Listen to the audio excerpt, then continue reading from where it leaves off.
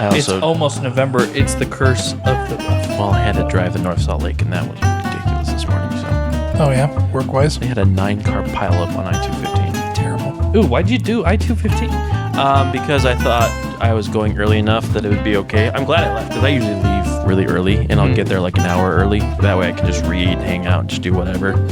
But, do Mountain View to... 201. 201 over to... whatever. 215. So you don't actually...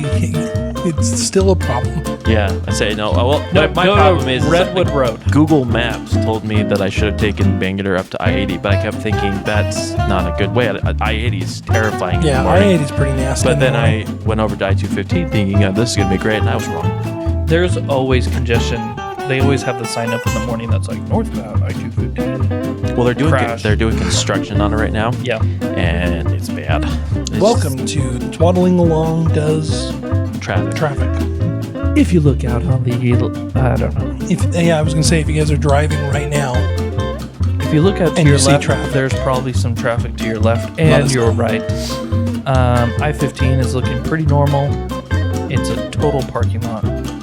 So suck it up, Buttercup, and listen to the rest of the episodes. hello, bring us with you. The person flipping you off on the left is Joshua. I do not flip off.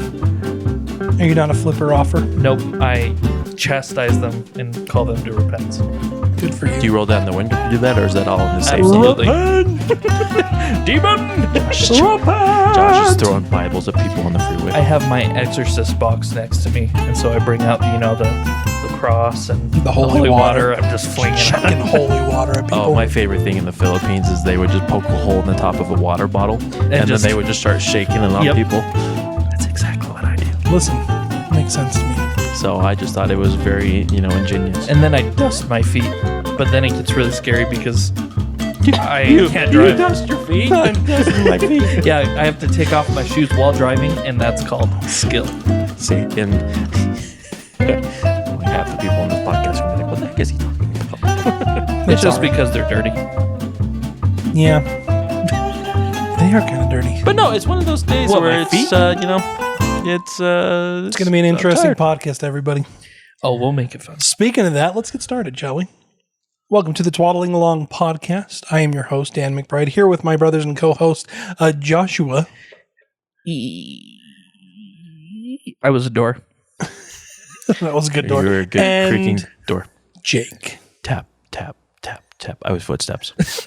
I love it. So And we got Danny, a what are creaking- you? Hold on. Oh, Danny. Danny was the man tapping to the bathroom and creaking open the door. As fast as Do you guys could. remember when I did that at Bear Lake? Were you guys up there when I laughed and tooted every step to the bathroom? Yes, we did. I did. That was a good time. And I felt so embarrassed because it was in front of my sister-in-laws, but at the same time, it was really funny. It was hilarious. It was one of my favorite memories of Josh because it was also like you were almost hysterical laughing. It was like this. It was like this high pitched, and it was like the toots afterward were like super low. So it was like this beautiful like hee hee hee. For those of you who don't know, we were playing a very competitive game of something. I don't know what it was, and so I had waited, but then I waited A little too long. Yeah, you also did kind of like this duck step. It was really funny. My sphincter muscles were not I think prepared. was that when we were playing Nerds? We probably. probably were. I think it was actually helicopter. So Because I don't think I was. I remember being part of the helicopter. I was with Nerds. My problem is that I cheat. So Yep. on everything that But you do, I do that mostly for my enjoyment, and I usually end up laughing at myself because of it. Speaking of your enjoyment, someone say Segway quickly. I thought I you didn't know what said your enjoyment is in urine, and I was like, well, that's something we don't want to talk about. Let's talk about potty behavior and what you can dress up as Halloween. A toilet. Josh, your voice keeps. yeah, you're having like, we're like going back in time here. I went through puberty again. I just did it again. Oh my gosh. I'm just gonna sit here and just breathe in the mic. We're gonna need to have it so you have a deeper voice. Hey, Hey, happy Halloween, everybody. Happy Halloween. As this comes week. out, Halloween will be officially about 5 days away. So it's the spooky season. As We're long right as in the David midst gets of us it. out on time. I guess Halloween's on Friday. It's been rough lately. I tried to get it out on time last week, and it coincided with one of the failures of like a server, so it never actually got out. You until mean Tuesday. that like completely shut down half the world? Not the big AWS server Oh. one. It was like a localized server one for our website, and so for some odd reason, it didn't push it out. That's right. Thank you for everyone for subscribing so much that you crashed our server. Yeah, thanks. Sure. But yeah, so sorry about that. Oops. But yeah, it's Halloween. It's spooky season. It's the exciting season where we get to talk about fun stuff, I think. Are we talking about fun stuff? Whose turn is it? Jake. It's my turn. It's your turn again. I was hoping you'd say me, and then I just BS the crap out of this. Oh, yeah, Halloween. Hallow. Do you know Hal comes from Hall? And it was actually a holiday you had in halls. Hall's holiday. Because doors are in halls, and so you knock on the door. No, it makes perfect sense. See? Originally, Deck the Halls was a Halloween-themed song. Because decking is another term for knocking, because you're punching a door. Yep. So when you're decking the halls, you're really knocking on doors asking for candy. And they were actually originally handing out hot dogs, but they didn't want to call Halloweeny, so they decided to call Halloween instead. It's all coming together. If you can't tell, This is going to be a we're great talking podcast. Halloween today, right, Jake? We are deliriously going to We talk about it. are having a Are we delirious talking about time. Halloween, or are we talking about All Hallows Eve? Oh, shoot. Or are we talking about, what is that, Samhain? Samhain. Samhain. That's Or not are what we I heard. talking about the what is this? I don't know. The Eastern European Doznielianken, I don't think I have that in my Gesundheit. notes, but well. sure. or the Mid-Autumn Festival of most Asian countries. I don't think I have that in my notes I'm either. sorry, no St. offense. Martin's Day. St. Martin's Day. Saint Martin's Day? Is that what you just said? Saint Oh, Martin. Saint. St. Martin's Day. Good Or old. St. Martin. The poor priest had a... Wait the a priest second. that was conducting him in as a saint accidentally had a little bit of a stutter and accidentally Oh my marked gosh. him as a devil. Is that what it is? Wait, That or it's like the redheaded stepchild of Satan himself. This is Martin. Martin. wait, pause He's everybody. in charge of Wait, do you realize what you've just done? what? You just associated Oblivion, the video game, with Halloween. Oh shoot! How did I do that? Because Martin was a priest You can tell Josh just played Oblivion. who just so happens to be Tiber Septim's son. Oh shoot! And then he goes to hell. Oh. And then Halloween. Saint Martin. See, you're gonna have that. I almost just said Saint Martin again. Saint Martin. We apologize. He is the patron saint against alcoholics. That's according to Wikipedia. Literally, it says the patron saint against alcoholics. So don't drink liquor on Halloween. Stay sober, everyone. what a good guy. He is. Let's see what else. So did he not have the Eucharist? No, he what it's did. called? He was the Reformed Alcoholics, Anonymous? wine growers, and wine makers. Can you? So wait, hold on just a second. So he's against So, alcohol, but he makes wine. I don't want to be a little too blasphemous, but the Martin of Tours, who is Saint Martin, was both the patron saint Why? against alcoholism and was the patron saint of Reformed alcoholics, but also the patron saint of wine growers and winemakers. Can you imagine when was he born? Something isn't right. 316 in Hungary. Hello, my nameth is Martin. Helloweth, Martin. So anyway, sorry. So St. Martin's Day. Saint Martin's Day. I can't even say that. Saint Martin. Saint Martin. Saint. Not to be confused with Satan Martin. Santos Martino. Satan's Oh my gosh. casual brother. Is that why they're called martinis? No. Oh. Actually, I don't know. Maybe I need to look that up. That'd be Okay, well, funny. let's get started Okay. talking about Halloween itself, and then I'm going to look up the origin of the word martini. All right, my friends. If you actually tune into our episodes last time, we talked about the why of we have Halloween. Yeah, now we're no- going to talk about the how we have Halloween. Oh. Wow. I know. It's pretty deep. Well, last week was pretty deep. I came out of there with a whole new vision that I can be someone else on Halloween. You can be someone else on Halloween. Yep, and it would solve my psyche for the rest of the year. Oh, we're going to have a blast with this one then. Perfect. So, as you guys know, it's my favorite week, history. History. History. History. Josh, you weren't even close. Danny came in second, Yeah, so that was therefore my fault. I do feel bad. I was going to try to harmonize, and then I just gave up halfway through. I was like, I'm not going to even bother. And then I went flat for kicks and giggles. Yes. Where's the note player? Yeah, seriously. All right. Anyways, go ahead, Jake. History. You guys aren't going to let me get to this at all, are you? By the way, the martini is named after Alessandro Martini, who invented vermouth. What is vermouth? Is he related to St. Martin? One of the things that is used in a martini. A martini. Because I've never had a martini. Never will. But a martini. Good for you guys. In its preparation is gin or vermouth that are combined to a 2-to-1 ratio, stirred Witches. in mixing glasses with ice cubes with the optional additional orange or aromatic bitters. Made famous Orange pumpkins. by Martin. James Bond. Swirled Give with me a the martini, shake it instead. So that's not what So we're talking more about. like Sean So Connery. we're going to go on to now and get this over with. Hey, we're trying to delay so you don't have to talk history as much. History. We will not talk about history this week if it Josh, are kills you me. sure you didn't have your martini Josh before you had did? a couple martinis. What a day. All right. So again, last time we talked about the why of Halloween. Back topic. Today we're going to talk about the how of Halloween. More like the Who, like an owl. Oh, Who? Who? Not to be confused with the band Who. Well, I won't be fooled again. You won't be what? Won't be fooled again. This is copyright. I don't think anyone knows what that song is. That's probably true.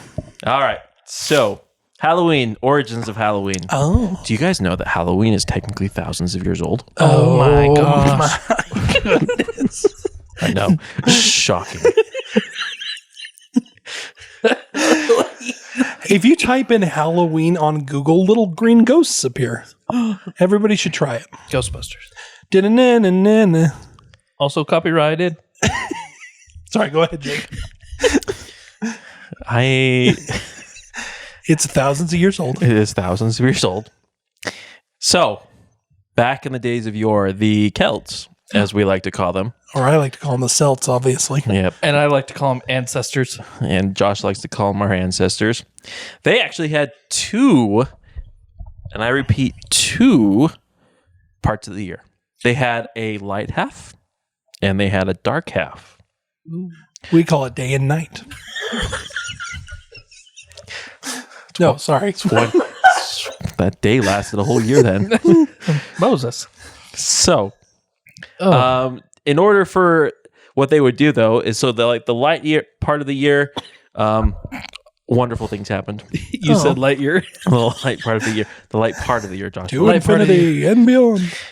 If anyone would like to help me stage an intervention where my brothers can go to Alcoholics Anonymous, Sorry, they don't everyone. drink, but they might fit in. Hi, I'm Danny, and I'm not an alcoholic. Hello, with Danny. I'm Martin. Sorry, go ahead, Jake. Okay, so anyway, we're with the Celts. we're gonna get to this, I promise. There's the light part of the year, and then there's a dark part of the year. part of the year. So, on October 31st, they would celebrate what's called the Samhain. Now, it's not spelled that way, but that's how it's pronounced. It's spelled like sanguine, isn't it? It's Samhain or something. Samhain is how it would look like to be pronounced by us, but it's actually Samhain. I see. Nice. So it was the marking of the beginning of the dark half of the year or their new year. So for anyone in ancient agricultural people, the harvest was a matter of life and death. So here you have this light year where you have crops and stuff you're able to grow and harvest. And unfortunately, if crops failed, people starved. And if people starved, you died. Death. Yes. So death was kind of a very close and familiar thing amongst these people, which is kind of funny for us to think about because, for us, death seems to be kind of something that's a little bit farther away, where for them, it was almost like on a daily basis. They're like, oh, am I going to die today? Maybe. So, but one thing that was inherently frightening is that the days were getting shorter and the nights were getting longer. And because of that, they also knew that the season was also going to start getting colder. And as it got colder, they would have to ask themselves if they had enough food. So this is kind of, dark, dreary. And so they're celebrating a very scary, frightening part of the year, the beginning of this frightening part of the year. But there was even more to it. So during Samhain, they believed that the boundaries between space and time were permeable or flexible. Wait, are you telling me they believed in space-time continuum? No, that's not even remotely what I said. It's not even close. In our terminology, they believe that the veil was thin. Yes. For all those, they believe spirits were ghosts. So the veil between our worlds and the other world was at its thinnest, meaning that on this night you could actually be closer to the spirits, not just of the dead, but of the past and of other realities. Really? Yes. Creepy, huh? I don't like So that they could wander very into your much. reality. So again, imagine, oh my gosh, we could potentially die because we are going to starve to death. Oh, guess what? We are going to have the spirits not only of our dead, but of past dead. Oh, and also spirits that come from some other reality that we're not familiar with. Can you imagine if they lived today and everyone's dressed up as ghosts? They would probably poop their pants. Well, I mean, Or, sorry, they'd poop their trousers. they probably wore some type of tunic, Joshua. Oh, so they just poop on the floor? Yeah, probably. Edit out this entire thing. All right. So while we don't know a ton of the specifics about Samhain, at least according to all the stuff I studied, one thing we do know is that they lit massive bonfires, and these bonfires were likely attracted, or let me see here. I wrote bad English. They were probably very attractive. But one thing that they had happen on these days is these bonfires were to keep the ghosts away, but they attracted something else, something that you normally didn't see during the day. Bats. Ooh. Yeah, I know. Creepy, huh? So one thing you think about is bats back then, I mean, you would never see bats. That's true, because it was so dark. Yep, you didn't have lights. They were just something that was in the air that they were unaware of. So imagine here you are trying to keep away ghosts, and all of a sudden you have a bunch of flying rats come around you. So again, they just kind of were creating all sorts of wonderful, happy memories on this most beloved day of the year. Now, it's important to recognize that the Celts were, or Celts, see, look what you did, Danny. The Celts, the Celts were not alone, but there were many cultures, especially agriculture ones, who had a similar type of belief and or celebration on this holiday as well. That's one thing that kind of creeped me out as I was looking into this is not only did they have it, but it was eerily similar. Mm-hmm. Like tons of different cultures had like giant bonfires that they made. They had divinations. They had all sorts of fun stuff. Interesting. And it was all kind of Halloween-y. They're all relating to it. So here I have two questions. One. So the Celts had this built-in time to acknowledge the dark half of the year and their connection to the dead. In our modern well-wit 24-hour and 24/7 You said world. well-wit. I know. Sorry. That's impressive. Thank you. I've really been trying to go out of my way to improve my, It was like an Elmer Fudd. Yeah, well-wit. I'm going to have a well-wit hallway. well.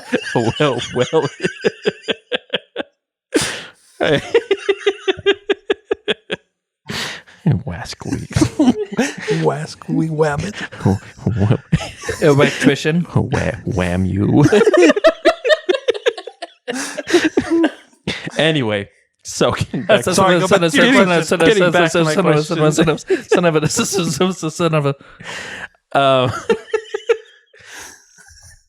So back, and the funny thing about this question is I did try to look it up, and then I came across one of these ones, and it just kind of made me chuckle. But it's supposed to be a serious question.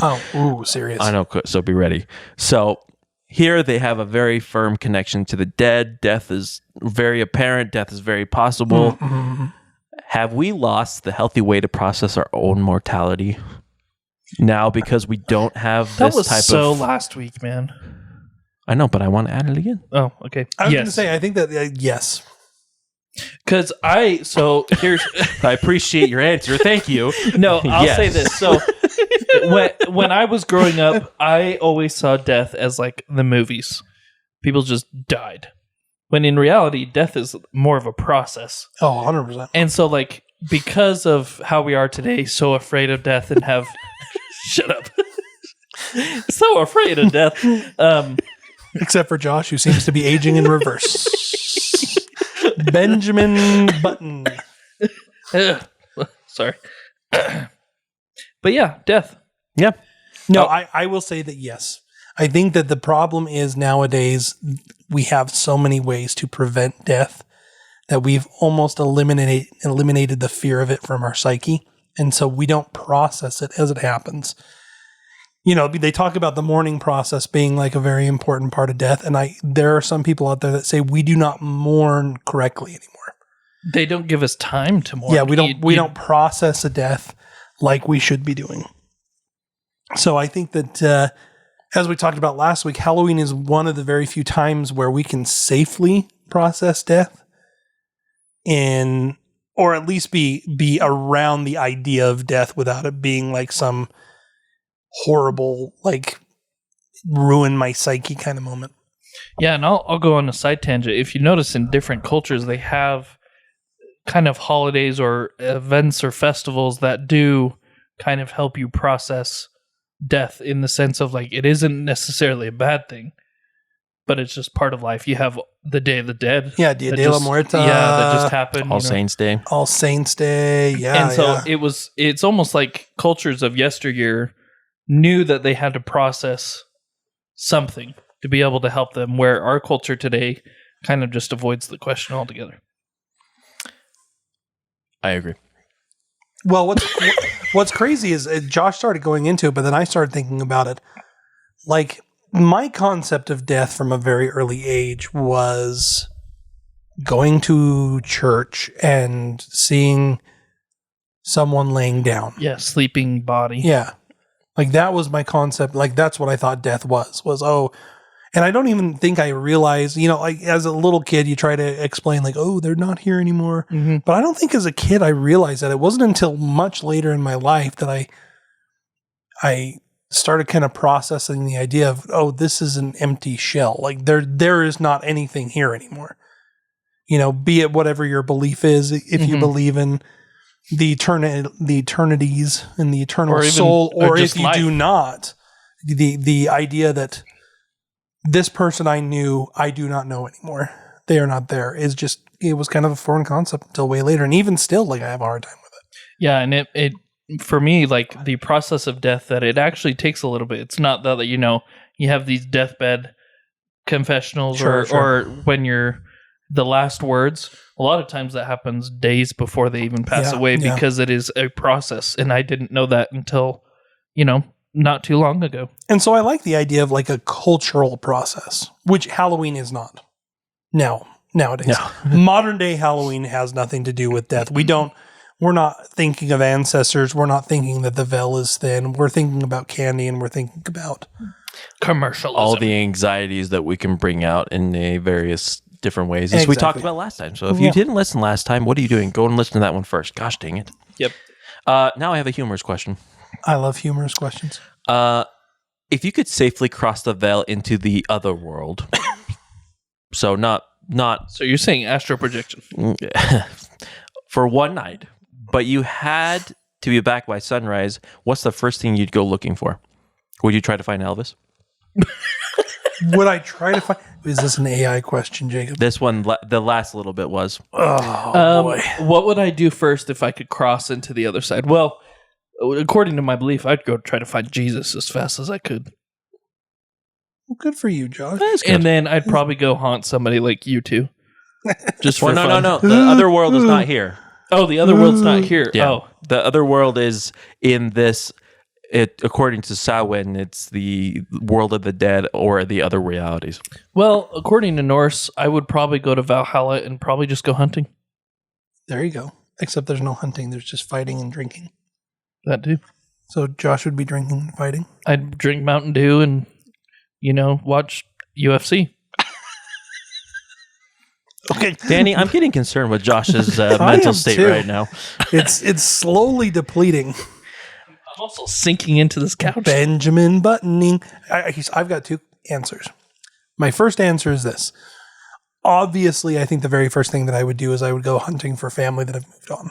Like I would want to talk to grandma and grandpa. I would want to talk to, people that I've heard about that I want, have a conversation with them. The second thing I would do is I would go try to find like a historical figure who is kind of shrouded in mystery, like the King Tut's, like, someone like that, and like sit down and go, okay, what actually happened? Yeah. In all seriousness, I would probably explore as well because, with people who've had near-death experiences, they describe this otherworldly, like, colors and scenes and stuff that I would want to just kind of explore a little. You guys made my humorous question too serious. Well, here's one of the problems, though. So if we're just talking about the Celtic otherworld is kind of all about apples and silver and like gaiety, like dancing and frolicking and stuff. So I would first look at the price of silver and try to sell it all that's in my possession while dancing and eating an apple. Yeah, I just kind of...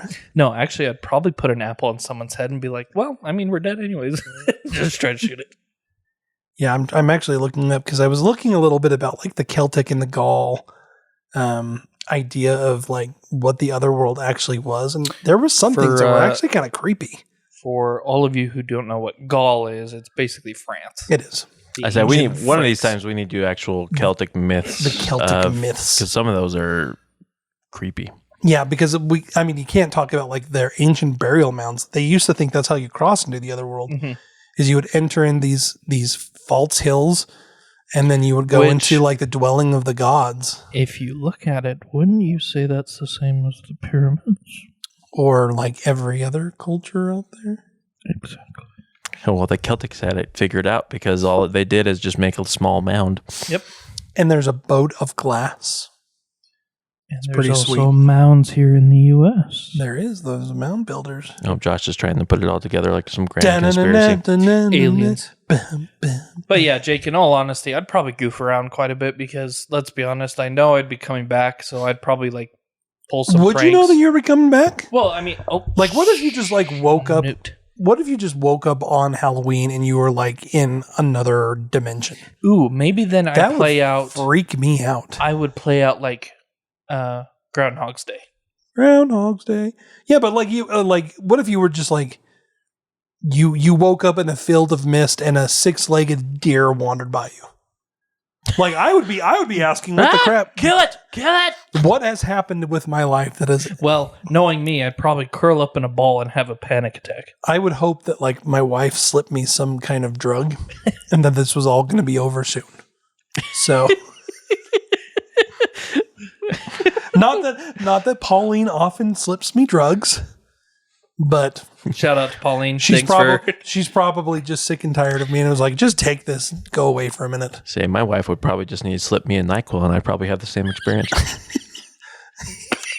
Jake is very susceptible to... I am very susceptible to NyQuil. The number of times I've taken it is very few, so when I take it and then have to go and do things, I'm very disoriented. See, and that's where I am scared because I had NyQuil for the first time in a long time, like 2 weeks ago, and I enjoyed it all too much. You enjoyed NyQuil? Yep. Good for you. I enjoyed the drugs they gave me at the hospital. That's true. Was really nice. Did you know that the Banshee was originally considered to just be a supernatural woman that would come out during the time of Samhain? Like that? Yeah. She would just come out during Samhain? Mm-hmm. Interesting. Well, I can see why they would want a bonfire because the Banshees are some of the most terrifying things in my mind. They are a freaky thing. I don't know about you guys, but it's just a ship on Halo. So, like, what's your problem? Oh, Josh. Josh, you were reaching out there. What are you, like 17 again? I'm going to drink Mountain Dew and play some Halo. Why not? That's actually a good point. Why not? Why not? We should do that Saturday. Ooh, good idea. So, moving on now. So, here you have this ancient pagan festival that, for the most, sounds like cross-cultural, things like that. But here we are, hundreds, if not thousands of years later, still celebrating something similar. And you're like, how did that happen? And surprisingly, it was because of Christianity. Christianity, I feel, especially the old Christian faiths, basically played a card out of Alexander the Great, where you take it over, but you just change their culture just a tad to fit in the You adopt it. Yes. Yeah, you adopt part of their culture. But then you just tweak it just enough to make it religious. Enough. Yep. And that's what they did. So as Christianity started spreading across Europe, they were very much seeing that these pagans had these deeply rooted beliefs and traditions. And so they had a choice. They could either really stamp it out, which, I mean, ultimately would have made it so there probably would have been that many converts and stuff like that, or they could just adopt and reimagine, which they chose the latter. And thus we see that there's a lot of these holidays that we have today even that were initially pagan holidays. Yeah, I mean, all of the biggest ones, Halloween, Christmas, not Thanksgiving, but like Easter, they were all pagan holidays before they were. Yeah. Did you guys know that that's the same for her last name? McBride? McBride, yeah, because wasn't she the goddess of paganism? Yeah. So Saint Bridget, they actually don't know if she existed at all. They think that she was co-opted and she was a pagan goddess named Bridget, who was part of the trifecta of one of the ancient Celtic, Gaelic. Yeah, whatever, one of the religions. And so the followers of Saint Bridget, which is where the last name McBride comes from, actually might be a pagan thing. Ooh. So, but anyways, they converted to Christianity and made her a saint. Maybe. So we have, not only do we have Samhain, but in Rome, they actually had another pagan festival called the Lemuria, which culminated on May 13th. So this, for the Romans, was one of the spookiest holidays because it was also a time to placate the death. It was believed that the larva of the ghosts of the departed would come up and haunt people. So, what the crap? I know, crazy, huh? And so the Romans would go to the graves and offer them a little cake and pour milk to quell the spirits. Oh, and did you know where that came from? Romulus and Remus, which is the founding story of Rome. It was started by Romulus to appease the angry spirit of his murdered twin Remus, so he wouldn't haunt Romulus for the rest of his days. Interesting. There's a lot of, in ancient culture, there's a lot of milk being used as a sacrifice. Mm-hmm. Sacrifice as a way to offer and quell. It was like an offering or like a true sacrifice. Like they call it the sacrifice of the leprechaun. That one of the ways that they used to try to appease the proto leprechaun, which was more of like a fairy kind of creature, is they would leave a bowl of milk on the back. It was just cats of their door. Just come over and eat it. Well, for this holiday for the Romans, here you have, and every time I see his name, I don't know if I could say it because I want to say it, Pope Boniface. Boniface. Good old Boniface. So, Pope Boniface the Fourth. he decided. That's really funny. Well, every time I see it, I'm just like Boniface. And guess what? He's the fourth, so that means there were 4 Bonifaces There before. was 4 Bonifaces before that. Oh boy! But he declared May 13th All Saints Day, a day to honor the most holy of dead Christians. And here's another interesting thing, and you're probably just about, but he dedicated the Pantheon in Rome as the main site for this holiday. Really? So the Roman Pantheon that we have today was dedicated to Saint Mary and all martyrs, and then it was celebrated with Lumeria. All Saints Day. Yep. There you go. So here we have, you have this Samhain, and then you have this Lumeria, which now is called All Saints Day. Mm-hmm. And the Christians came up in Europe, and they decided that the day after this October 31st festival, they were going to name it All Saints Day and try to combine everything together to support it. And so that's why you have All Hallows Day, which is All Saints Day. Mm-hmm. And then all of a sudden, the day before is All Hallows Eve, which has now been turned into Halloween. Halloween. So we kind of dropped the initial All Saints Day technically with November 1st. Yeah, some of us. There are actually a lot of very staunch Christian and Catholic societies. Like the Philippines celebrates All Saints Day. And I guess I should say like commercialism, they've dropped. Yeah, so holiday. They still do it. I mean, in the Philippines, we would go with people, and people would actually go, and you take your relatives, your deceased relatives' favorite food, treats. Oh, okay. You take it, you would lay down their treat at the gravestone, or I guess for them that they actually had cement grave boxes that they put their deceased in, and they put the food on the top, and then you'd actually sit there, eat with them, and then talk about them. So very similar to the Day of the Dead.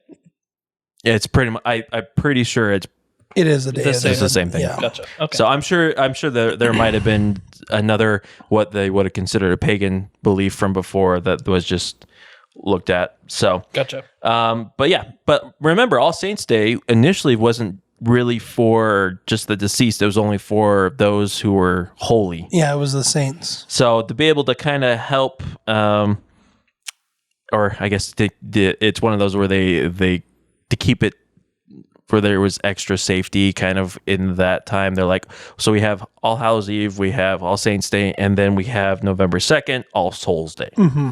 Now, this one I didn't know about. So I didn't realize that there was an All Souls Day on November 2nd. So, and that was the day where it's like, you're not just honoring the saints, you're honoring all those who have departed. I want to bring this up. Did you know that hot cross buns, the nursery rhyme, actually came from this holiday because hot cross buns were issued. What? I don't think I've ever heard this nursery rhyme. Hot cross buns. Hot cross buns. Is that what it is? Yeah. I think I've always heard that sung with different words. Yeah. But they were alms that were created where crosses were intentionally put in the buns or cakes to show that they were a offering for the spirits. Oh. I did not know that. They were known as soul cakes. They were. And it talked about guising. Mm-hmm. Interesting. Explain guising. Guising is dressing up. It's dressing up for something, and it's a long-held tradition, and actually probably comes more from the Christianity side of things than the pagan side of things, because there's not actually a lot of evidence that people were doing the guising as a pagan tradition. But that's dressing up and then going and asking for food. So we're actually going to talk about that. Yeah. Go ahead. Well, wait, we'll get to that here in a moment. I forgot to say, there is something, and I don't think I wrote it down, but part of Samhain is that they actually would dress up in what they considered ghostly-like makeup to be able to fit in and or kind of make it so they didn't appear to be mortal to the ghosts that were at the time. So they were blended in. Yeah. Interesting. To disguise yourself from the spirits. Yep. What's funny is, so here's what I just kind of went down a bit of a rabbit hole. It's the problem is they don't quite know where and when things came. Because a lot of people believe that Samhain actually started off and had nothing to do with the dead. Nothing. Probably not. That it was more just when they talked about like the other world, they literally were talking about fairies and witches. Yeah. And so like the dressing up part of it was more of like an idea of... Was it to scare away the people? Yeah, to scare away the witches and the fairies.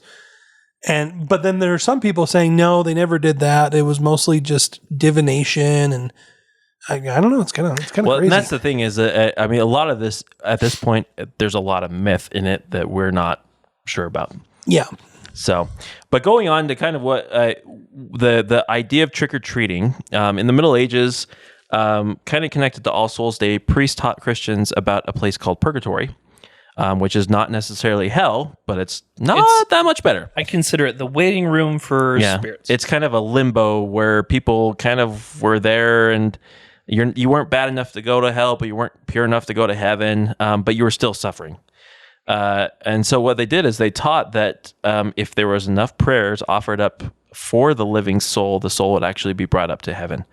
So they led people to believe into something called souling, which is where children in the poor would go souling, which meant going door to door begging for soul cakes, as we kind of talked about before. Yeah. And these were small cakes, often filled with raisins, were given out, and in returns, the beggars would offer up prayers for those that offered the food for their dead relatives that might be in purgatory to get them to heaven. Wow. I love it. So a treat in exchange for service. So do we know where the trick came from of that? So there was that's where guising comes from. So guising is actually a very common thing in Irish culture, and it's children dressing up, and they would go door to door, and they would either perform a trick, which wasn't actually like... It's more like a talent? Yeah, it's more like a magic trick, like a sleight of hand, like something like that.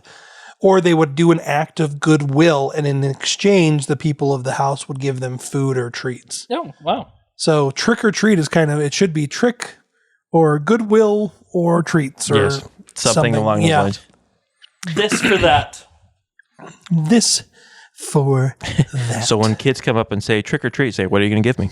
Yeah, exactly. What are you going to do in return for me? What goodwill will you show me?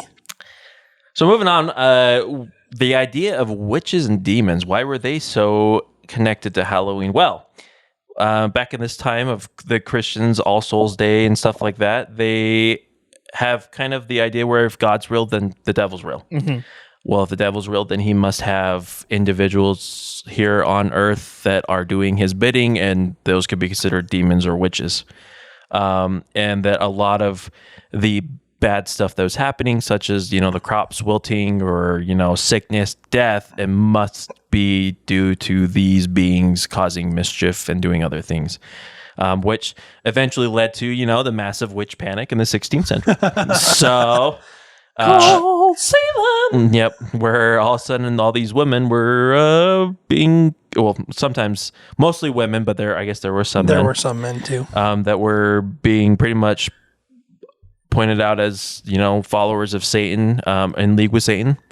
And then they had various things happen to them. That is true. Anybody who's ever read the King James Bible, well, that King James, he kind of was the one who started the witch hunt, the little witch purge.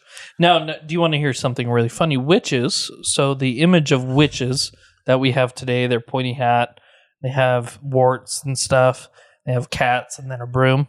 Well, the reason behind that is, and this kind of ties back to St. Martin's Day, is witches, that dress was the people who brewed alcohol. Mm.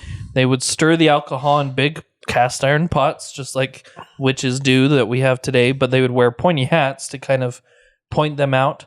And then because of the barley and the different wheat that they were using, they had a lot of rats. And so they would have brooms to sweep up that stuff, but also cats around to be able to chase off these mice. And so that's where the witches that we see today, that's where they came from. Well, another thing that when we talk about brewing, it's not just alcohol that they were doing. Yeah. They were also like folk medicine people. Yeah, they were herbalists, like they were herbalists healers and everything like that. Yeah. And so one of the big things, there's actually and I don't know if it's just a theory, but they think that a lot of the big hate for witches and kind of this rising thing with witches was during the Black Plague. And it was because during the Black Plague, the main culprit that was leading kind of the whole disease were rats that were carrying fleas, right? And brewers, specifically herbalists and everything, would often keep cats around for the very purpose of killing the mice so they didn't eat their supplies. Yeah. And so all of a sudden these women, which it was actually predominantly women that were doing kind of this folk medicine like this, they are surrounded by towns of people that are dying, and they're looking and seeing these women who are not dying. And the natural inclination is, oh, they are cursing us. They must be witches. And so that like spawned the entirety of like where the witches have cats, where the witches are brewers, where the witches are wearing big hats. You know, it's all from kind of this misunderstanding.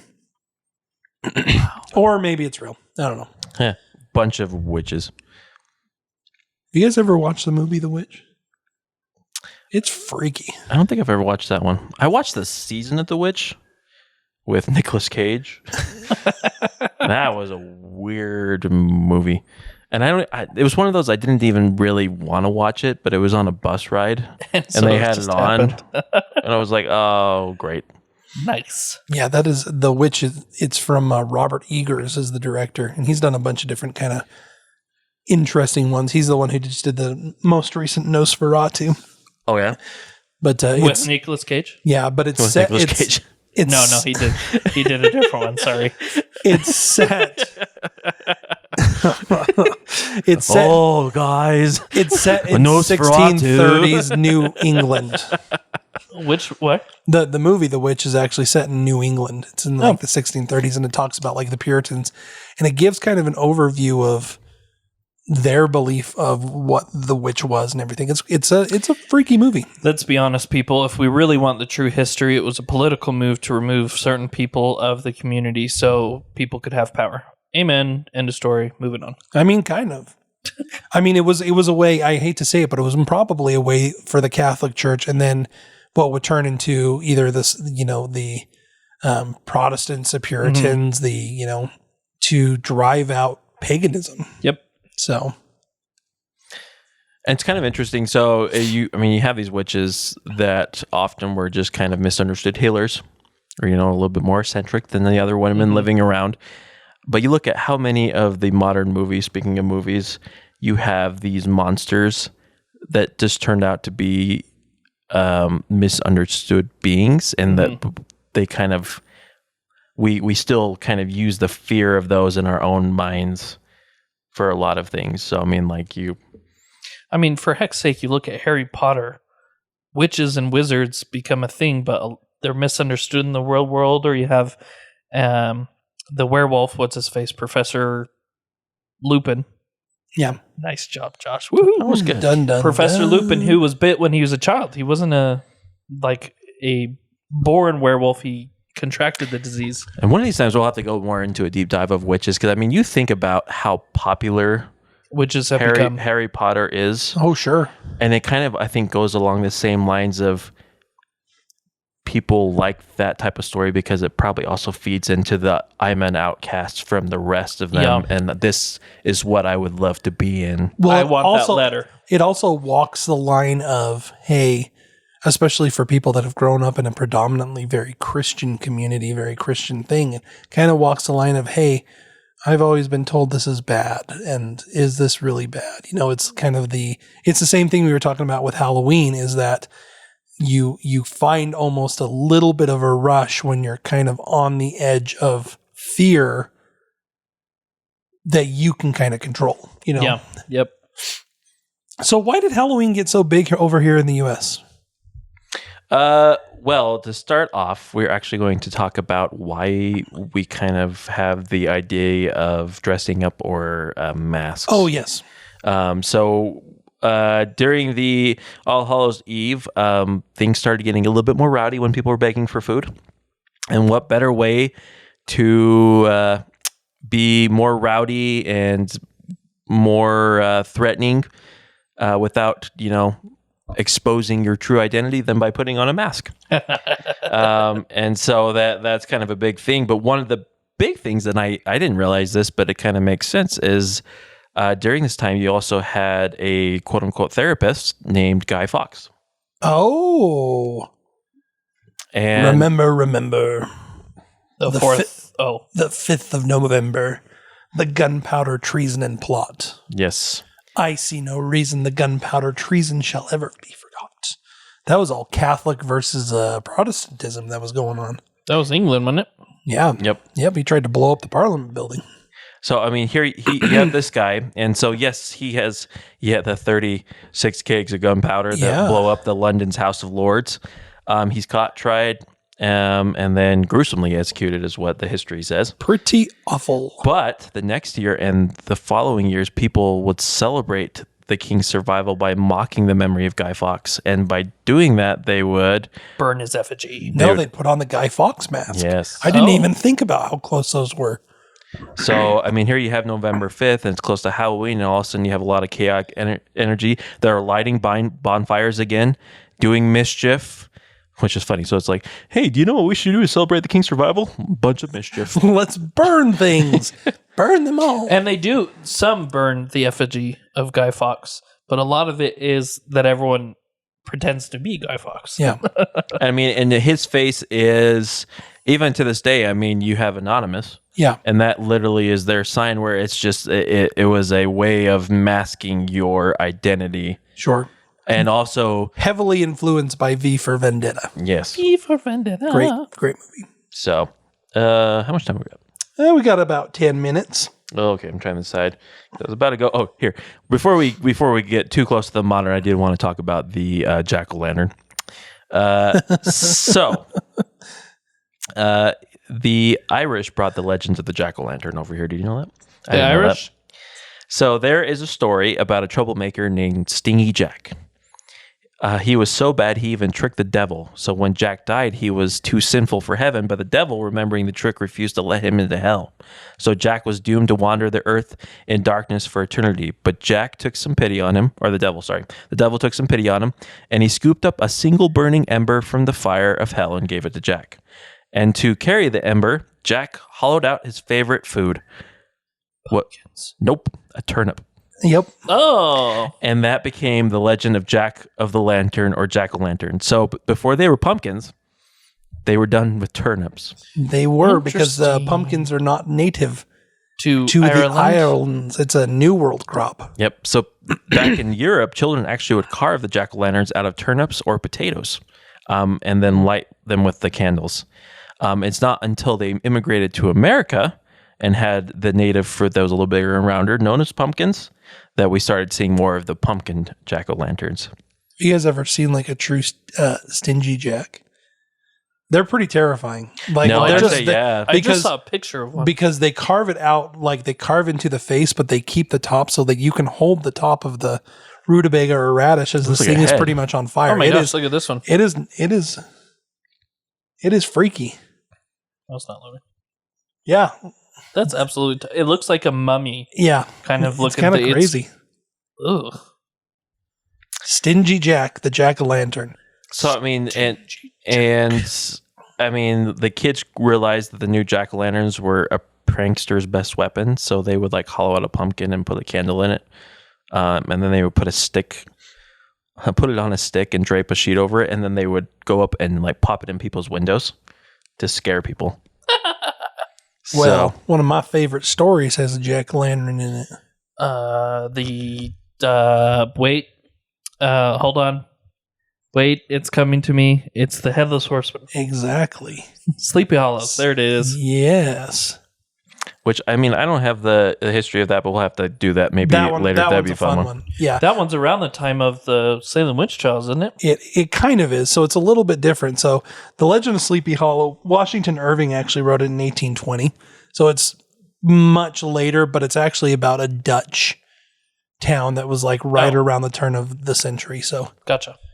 It's great though. Oh, I love that. What we need to do is we'll do it when we actually talk about Washington Irving, because he's pretty cool. So I mean, like at this point, so you have these jack-o'-lanterns and everything like that, and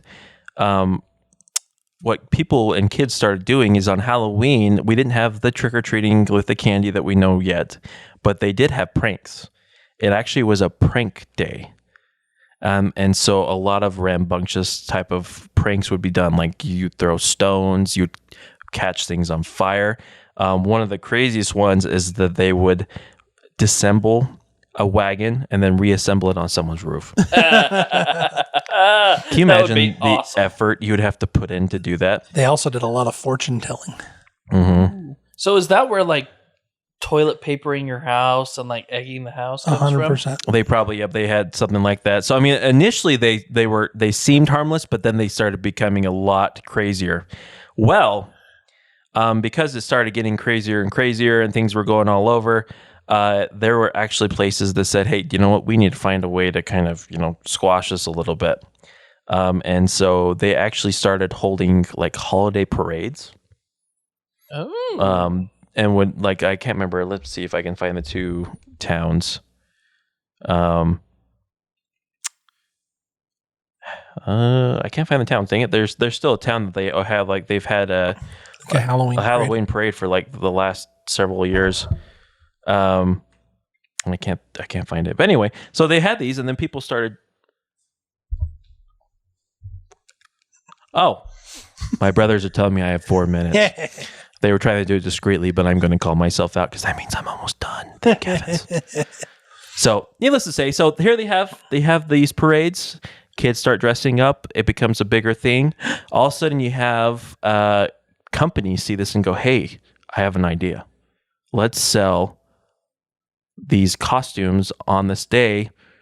That starts becoming a bigger thing, and Halloween. We have Halloween. I mean, we do. I do want to just mention briefly that a lot of this came about because of the Irish famine, the potato famine, the original potato famine. Yep. And that a huge amount of Celtic and Scottish and Irish people came over in the 1820s and brought over with them a very large amount of their actual history and their customs and traditions. And without that, I mean, we would have been much more like Protestant about everything and just done All Saints Day. So kind of sucked that they all, starved to death, but we have Halloween because of the Irish. Now, I got to shout out my boys in Sault Ste. Marie. Some people will say Sault Ste. Marie, and shame on you. But Sault Ste. Marie, Ontario, Canada, back in 1917 was the first one to print the term trick or treat, and actually was the first place to have the modern day kind of Halloween start. Oh, so it's the Canadians. Which is funny because Sault Ste. Marie is actually like on the border of Michigan. So it's like half American, half... Oh, the Michigan Knights. I was reading that they're actually not sure who first said it, but some people keep taking credit for it, Joshua. Oh, well, in Wikipedia, they also do mention Kingston, Ontario, so I'm pretty sure the person who wrote this was... Canadian. Hey, we're the ones that wrote it, eh? that was what was that? That was my Australian Canadian. Sure, there. Hey, let's go down to the Barbie and the. that was like Australian meets New Zealand meets with a little bit of A. You don't even get the Canadian. Yeah, that was Minnesota. I have been watching too much Bluey. That is exactly what it was. Oh, for sure, there. We're gonna go do it. Well, that's the history of Halloween. How fun! And now we're today where. Literally, I have to come up with a costume within a week to celebrate. Oh, my kids keep asking me all the time. They're like, "Dad, what are you gonna dress up?" And I'm like, "I'm gonna dress up as your dad." And they're like, "No, I know, seriously." Well, my son's like, "Do you know what, Dad? You should just dress up as a crazy caricaturist." And I said, "Well, I could probably do that. I'll just carry around a little notepad." No, what you should do, Jake, is draw yourself and then make a crap mask of that drawing that you made of yourself and then just put it on your face. That would be hilarious. And then you're Jake from that. Just have that. So I just have the paper caricature on my thing and then I just look through. On your face. I feel bad because my wife loves Halloween and loves doing like couple costumes and stuff. And sometimes I just not motivated to do it. I do kind of, I'm back and forth with Halloween as we were talking about before. Like some years I'm all for it. Some years I'm like, just give me the candy. just I'm going to go buy a bag of candy. I won't eat the candy. Skittles. Well, I mean, I feel like this Halloween came up so quick for me that with everything else that's gone on, that it's here and it's like, I mean, we got our kids, their costumes, thank heavens. But I mean, man, there's just, it came up so quick that I'm like, I have like 3 different shirts. I have a Spider-Man shirt. I have a shirt that says, this is actually my costume. I'm actually a T-Rex. And then I have a cowboy t-shirt, and I'm like, I just will wear one of these. I'm seriously thinking about just going to Walmart and getting a white sheet and cutting 2 holes in it, a la Charlie Brown. That will be epic. And you have to. Do you know what? If you do that, you have to cut multiple holes in it. Now, you guys realize we're going to be together on Halloween, so we should just do that. We should be the 3 ghouls. The 3 ghouls? No. Oh. Everyone, support this by liking and commenting and also subscribing to our podcast. We should be the 3 Stooges ghosts, so you should just do sheets, but then we have like the marks. So who's Larry, Moe, and Curly? That's a good question. We just cut out their Everybody eyebrows. comment who should be Larry, who should be Moe, and who should be Curly. And that's what will be for Halloween. I should be Curly. That's true. Except I think Curly doesn't have any hair.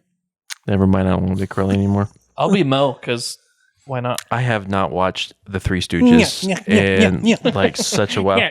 I mean, my only interaction with The Three Stooges is any of the little things that The Simpsons do with their sounds. That's pretty much all that I have.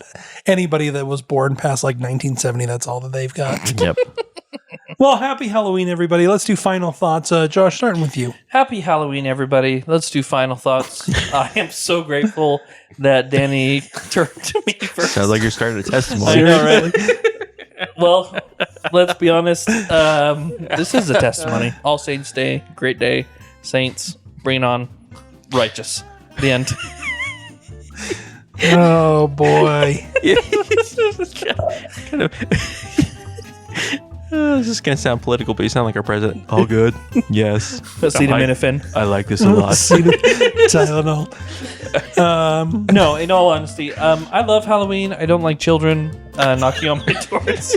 So I kind of turn off my lights. This is I don't getting even worse leave. and worse as we go. I don't leave a bucket out there. I just tell them to go away. Danny. My final thoughts. Halloween is a time for children, and you should enjoy the moments that children have, the childlike glee when it comes to Halloween. The look on their face when you give them candy is a mixture of like shock that they're actually getting something from you and just a glimmer of hope for the future. So unlike my brother, who is just a jerk, I will give out Jeez, candy. Jake, why are you such a jerk? Final thoughts, Jacob. Danny's delusional. They're all wearing masks. You can't see any glint of joy in their face. That's just their V for Vendetta mask that they're just staring. Oh boy. Anyway. The rising generation. Hey, you know what? We made it. Looks like we made it. We made it all the way through this. Man, Jake, I'm so sad. The reason is because you said, you know what? I don't want to leave. We almost made it. Oh. Looks like we made it. So, let's end it. Just remember, everyone, you are literally carrying on a tradition that has been changed multiple times over the last 1,000 years, but it's 1,000 years plus old.